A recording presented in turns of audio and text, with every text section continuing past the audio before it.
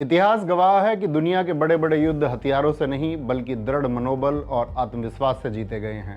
Napoleon ने कहा था, सेना का मनोबल उसकी शारीरिक ताकत से 3 गुना ज्यादा होता है।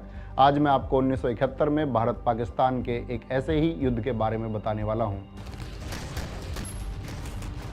जहां दुनिया की 2 महाशक्तियां अमेरिका और ब्रिटेन पाकिस्तान को बचाने के लिए समुद्र में खड़ी थीं। अमेरिका ने अपने परमाणु हथियारों से लैस 7वें बेड़े पानी के जहाज़ों को बंगाल की खाड़ी में भेज दिया था, हमें डराने के लिए। लेकिन हम डरे नहीं, क्योंकि हमारे पीछे खड़ा था रूस, सोवियत यूनियन, जिसने अपनी न्यूक्लियर सबमरीन भेजकर अमेरिकी जहाज़ों को 1 इंच भी नहीं बढ़ने दिया। याद रखिएगा, उस वक्त हम किसी विश्व गुरु वाले भ्रम में नहीं थे, हम यथार्थ में जी रहे थे। 1971 का युद्ध 3 दिसंबर 1971 को पाकिस्तानी वायुसेना के operation Chengiz Khan code name के तहत भारत के 11 से अधिक सैन्य हवाई अड्डों पर एक साथ हमला करने से शुरू हुआ। पर यह युद्ध हुआ क्यों? इसके पीछे एक बहुत गंदी मानसिकता थी, नस्ल सुधार, जेनेटिक इंप्रूवमेंट। उस समय पाकिस्तान 2 हिस्सों में बटा था, पश्चिम और पूर्व।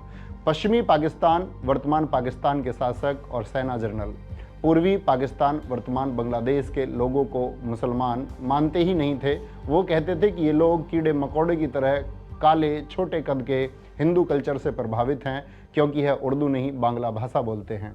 General Tikka Khan, butcher of Bengal जिसे कहा जाता है, उसने आदेश दिया था, मुझे इंसान नहीं जमीन चाहिए। जिसके बाद पश्चिमी पाकिस्तान ने ऑपरेशन सर्चलाइट, जो 25 मार्च 1971 को शुरू हुआ था। इसी ऑपरेशन के तहत पश्चिमी पाकिस्तान की सेना ने अपने ही देश के नागरिकों पर तोपें चलाई, तलवारों ने सरें काट दी। ढाका यूनिवर्सिटी के हॉस्टल्स में घुसकर छात्रों को लाइन में खड़ा करके गोलियों से भून दिया गया।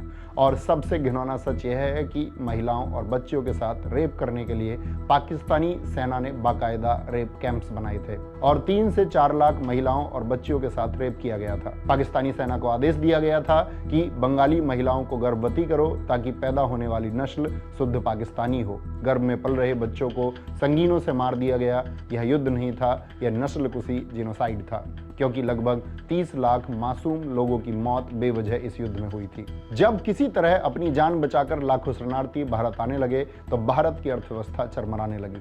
तब देश की कमान संभाल रही आयरन लेडी ने अमेरिका के राष्ट्रपति निक्सन की आंखों में आंखें डालकर कहा था, मैं रिफ्यूजी नहीं पालूंगी, मैं समस्या की जड़ मिटा दूंगी। ऐसे नेतृत्व को पॉलिटिकल विल, राजनीतिक इच्छा शक्ति कहते हैं।